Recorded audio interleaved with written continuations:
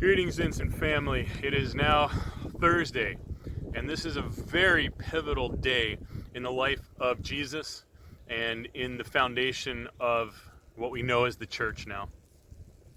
Right here, as you can see, and maybe here behind me, it's shifting from a beautiful sunny day with some clouds to a windy, blustery, rainy day. And we're expecting some thunderstorms to kick in anytime now. So what we're seeing is a change in the weather here, a change in the climate, and it's happening very rapidly.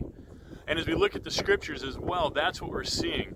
On Thursday, we go from the quiet Wednesday that we talked about yesterday, looking tomorrow to the tumult of the cross and the crucifixion of Jesus. I guess I should have offered a spoiler alert there, but I think many of us know this story. And if you don't know this story, that's fine. Stick with us. Stick with the scriptures. Keep reading. Yesterday was Wednesday when there wasn't a lot going on, but Jesus was staying on mission. He was sharing the kingdom. He was sharing the good news in the temple with the people around him, and he didn't stop. And I hope you can hear me over this wind, but I think this wind is perfect for today. As we go into Thursday, that begins setting up for the Passover feast tonight, a big annual Hebrew Jewish tradition celebrating their release, as we've talked about before, celebrating their release from captivity in Egypt and really the beginning of the explosion of the nation of Israel. But tonight, when they go into the Passover celebration, things change. They celebrate the Passover meal like good, faithful Israelites, good, faithful Jews. And then Jesus does some things that are completely unexpected. After celebrating this feast together, he shares that one of them is going to betray him. And it stirs up a turmoil within them, all of them trying to figure out and assume it's not them. Lord, it's not me, is it? It's not me. But we know it's one of them, and we see Judas respond and begin to carry out. And then after that, even more shocking, Jesus comes and washes their feet. And you see the turmoil in Peter especially, who's still, Simon Peter, who just rises up and says, "Never, Lord." And Jesus rebukes him to say, yeah, this is the way it has to be.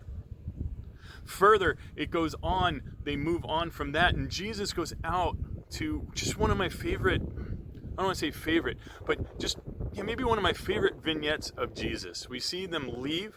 We see Jesus go to the garden and walk off by himself to pray to the Lord. And he is heavy. He is heavy. This is the Jesus we've been talking about last week at Palm Sunday. The Jesus who feels. The Jesus who experiences. And there's so much turmoil and anxiousness in his heart. He's asking, Lord, is there a way that this can change? Is there a way this can pass from me? Nonetheless, I will go. I will be faithful. I will continue on with what you've called me to. And he does. And he's arrested. And that sets in motion everything that happens for the next few days. Now, this has already been in motion for the last several years since Jesus began his ministry. But this is where it gets real. Today, Thursday, is where it gets real. There's the change from the jubilation of the crowd, from the excitement of the kingdom, from the just continuing on with the mission to Jesus is really feeling and expressing what's coming. And yet, his disciples still don't fully get it. And I don't think any of us get it.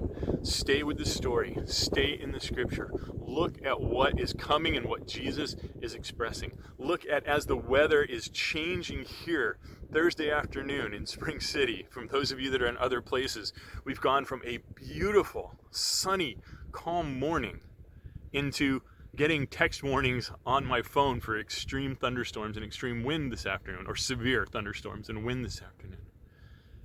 This point in Jesus' ministry is changing from a peaceful Wednesday to a very pivotal Thursday, going into a very tumultuous, dark Good Friday. Stick with the story.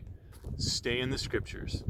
Use the other resources we've sent you to understand what's going on. And if you want to know more, if you want to understand more, if you didn't get the material, the resources, the other video augmentations, the illustrations that you can use to understand this, please let me know. Just write me at pastor at vincentmc.org, and I'd be happy to help you out. Keep up with Jesus. Follow him. He's on a mission. He's not straying, but he's definitely feeling it and expressing it to us. Happy Maundy Thursday, people.